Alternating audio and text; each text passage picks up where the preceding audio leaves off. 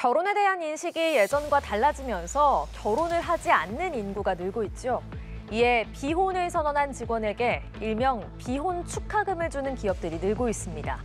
이를 두고 여론이 엇갈리고 있는데요. 문영민 기자가 청년들의 의견을 들어봤습니다. 결혼에 대해 생각해 본 적 없다. 나중에도 결혼을 하고 싶지 않다. 해당 질문에 만 25에서 49세 미혼 남녀 2천여 명 중 39.1%가 그렇다고 답했습니다. 결국 결혼을 하지 않는 이른바 비혼 인구가 늘어나는 건 불보듯 뻔한 상황. 이에 따라 기업들이 결혼하는 직원들에게 축의금이나 결혼 휴가를 주는 것처럼 결혼을 하지 않겠다고 선언한 직원들에게도 비혼 축하금과 같은 복지제도가 필요하다는 목소리가 나옵니다.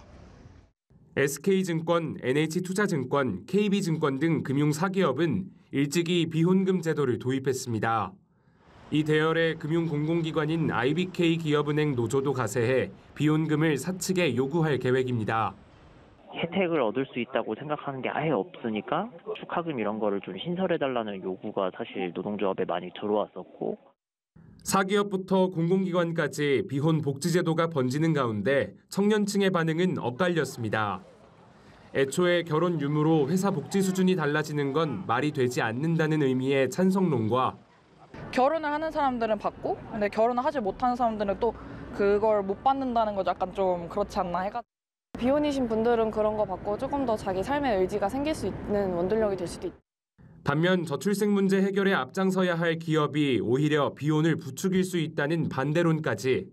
국가적으로 결혼을 장려해야 되는 그 분위기가 있잖아요. 그만큼 기업에서도 그 국가적인 분위기에 따라서 좀 오히려 결혼에 대한 복지를 더 챙겨주는 것이 시대에 역행하는 제도가 아닌가 싶어요. 오히려 비혼을 조금 이렇게 조장하는 그러한 제도를 많이 한다는 게.